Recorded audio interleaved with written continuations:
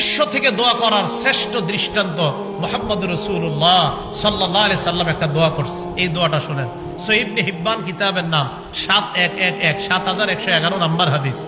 আম্মা জান আয়েশা সিদ্দিকা রাদিয়াল্লাহু তাআলা আনহা বলেন, লাম্মা রাআইতু মিনান নবী সাল্লাল্লাহু আলাইহি ওয়াসাল্লাম তিবা নাফসিন। মা বোনরা যারা আমার এই আলোচনাটা শুনতেছেন, আপনার স্বামীর সাথে আমলটা করবেন। আম্মা জান আয়েশা বলেন, আমি যখন আল্লাহ নবীর ভালো মুড দেখতাম, মুড বুঝেন তো, মুড মানে ভালো মুডে আছে নবীজি, খুব ফুরফুরে মেজাজ আছে নবী, সব সময় একটা ফিকিরে থাকতেন, উম্মতের ফিকির। কখনো রাসূলের চেহারা মোবারক লাল হয়ে যেত, রাগ হয়ে যেতেন, অন্যায় কিছু দেখলে নবীজি রাগ হয়ে যেতেন। তা আম্মা জান আয়েশা বলেন, কখনো যদি মুড ভালো দেখতাম, নবীজিরে বলতাম, আল্লাহ ইয়া রাসূলুল্লাহ, আপনি আল্লাহর কাছে আমার জন্য একটু দোয়া করেন। আমি নবীজিরে বলতাম, ইয়া রাসূলুল্লাহ, হে আল্লাহ রাসূল, আপনি আমার জন্য একটু আল্লাহর কাছে দোয়া করেন।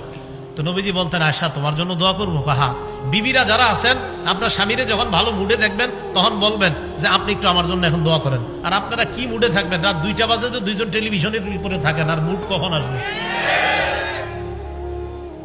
এই মুডে থাকে না তো, মুড আসবে কখন? দোয়া। এখন কি দোয়া হবে নাকি? তো রাসূল আকরাম সাল্লাল্লাহু আলাইহি ওয়াসাল্লাম কি দোয়া করবো? হুজুর আপনি যেই দোয়া আল্লাহর কাছে মন চায় করেন আমার জন্য। তো নবীজি বলতেন, আল্লাহুম্মা গফির লি আয়েশাতা মা তাকদ্দামা মিন যামবিহা ওয়া মা তাআখার। আল্লাহ আপনি আয়েশার আগে পরের সব গুনাহ মাফ করে দেন।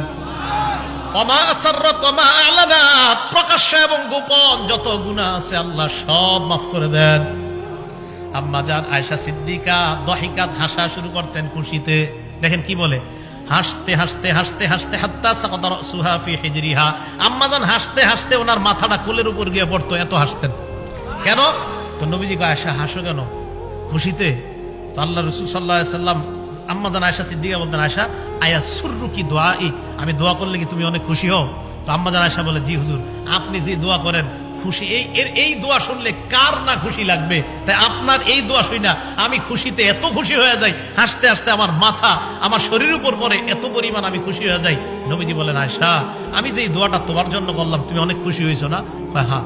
নবীজি কি বলে দেখেন, ইন্নাহা লা দুআই লি উম্মতি ফি কুল্লি সালাহ। আয়েশা আমি তোমার জন্য যে দোয়াটা করলাম, আমি যতবার নামাজ পড়ি, নামাজের পর আমি যতবার দোয়া করি, আমার উম্মতের জন্য ঠিক এই দোয়াটা ততবার করি। চিন্তা করেন, আম্মা জান আয়েশা সিদ্দিকাকে যা বললেন, নবীজি আমিও আল্লাহরে বলি, আল্লাহ আমার উম্মতের আগের পরের প্রকাশ্য অপ্রকাশ্য সব গুনাহ মাফ করো। আমরা এখনো দুনিয়াতে আসি নাই, 1500 বছর আগে আমাদের জন্য দোয়া করে গেছেন। তো দূর থেকে আড়াল থেকে আমাদেরকে দেখে নাই যিনি, না দেখা যিনি দোয়া করার শ্রেষ্ঠ দৃষ্টান্ত দুনিয়াতে দেখায় গেছেন, রাসূল আকরাম সাল্লাল্লাহু আলাইহি সাল্লাম।